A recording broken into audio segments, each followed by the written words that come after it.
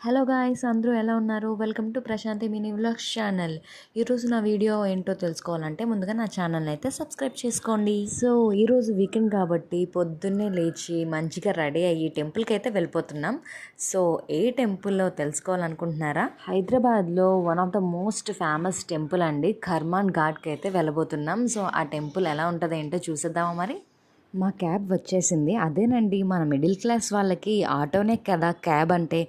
So auto ర్యాపిడోలో book చేసుకున్నామన్నమాట. Start అయిపోయాం. అలా సరదాగా చాలా ఎక్సైటింగ్గా ఉంది ఆ టెంపుల్కి వెళ్ళడానికి. మేమైతే ఉప్పల్ నుంచి స్టార్ట్ అయ్యాం. ఉప్పల్ నుంచి కర్మాన్ ఘాట్కి 7 కిలోమీటర్స్. సో ఆటో బుక్ చేసుకున్నాం. అలా ఇంకా ఆటోలో వెళ్తూ వెళ్తూ మా ఫ్రెండ్ అయితే ఈ ఆలయ విశిష్టత నాకు చెప్పింది.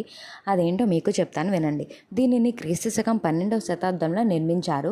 ఒక కాకతీయ రాజు వేటకు వెళ్ళి ఒక చెట్టు కింద విశ్రాంతి తీసుకుంటున్నప్పుడు రాముడి నామజపం విన్నాడు. దట్టమైన అడవి మధ్యలో అది ఎవరు అని ఆలోచిస్తూ కూర్చున్న భంగిమలో ఉన్న హనుమంతుడి రాతి విగ్రహం నుండి వస్తున్న స్వరాన్ని కనుగొన్నాడు. పూజలు చేసిన తర్వాత అతను తన రాజధానికి తిరిగి వచ్చాడు. ఆ రాత్రి భగవంతుడు తన కలలో కనిపించి ఆలయాన్ని నిర్మించమని కోరాడంట. కర్మాన్ ఘాట్ ఆలయ తోరణం ఆలయం వెంటనే నిర్మించబడినది మరియు వరుస రాజులు దానిని బాగా పరిపాలించారు. దాదాపు 400 సంవత్సరాల తర్వాత మొఘల్ సామ్రాజ్య విస్తరణ కోసం ఔరంగజేబు తన సైన్యాన్ని దేశంలోని అన్ని మూలలకు పంపాడు. ఈ ఆలయంలో సైన్యం కాంపౌండ్ గోడ దగ్గర కూడా అడుగుపెట్టలేకపోయింది. జనరల్ ఈ విషయాన్ని ఔరంగజేబుకు నివేదించినప్పుడు అతను స్వయంగా ఆలయాన్ని కూల్చివేసేందుకు కాకి పట్టితో వెళ్ళాడు. ఆలయ ప్రవేశం ద్వారం వద్ద ఉరుములాగా గర్జించే చెవిటి గర్జనను విన్నాడు మరియు అతని భయంతో వణుకుతున్నప్పుడు కాకి పట్టి అతని చేతుల నుండి జారిపోయింది. అప్పుడు అతను స్వర్గంలో మందిర్ తోడ్నా హై రాజన్తో కర్మాన్ ఘాట్ అనువాదం ఇచ్చారు. ఓ రాజా, నువ్వు ఆలయాన్ని కూల్చాలనుకుంటే నీ హృదయాన్ని కఠినపరుచుకో అనే స్వరం విన్నాడు. అందుకే ఆ ప్రదేశానికి కర్మాన్ ఘాట్ అనే పేరు వచ్చింది.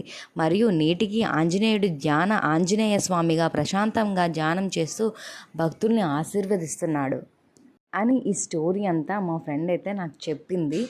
చాలా హ్యాపీగా అనిపించింది అనమాట. సో టెంపుల్కి అయితే వచ్చేసాం. టెంపుల్లో చూడండి ఎన్ని టెంపుల్స్ ఉన్నాయో, ఇంకా 20 టెంపుల్స్ ఉన్నాయి ఇక్కడే. సుబ్రహ్మణ్యం స్వామి గుడి, వినాయకుడి గుడి, సరస్వతీదేవి ఆలయం, ఇవన్నీ టెంపుల్స్ కూడా ఒక ప్రదక్షిణ అయితే చేసేసాం. ఇక్కడైతే మనం స్వయంగా ఆ శివునికి అభిషేకం చేసుకోవచ్చు అనమాట. ఈ లైన్ అంతా దానికోసమేని.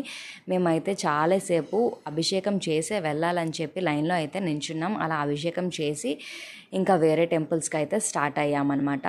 సుబ్రహ్మణ్యం స్వామి ఆలయం అనేది లాస్ట్. ఇంకా దాని తర్వాత ఇక్కడ ప్రసాదం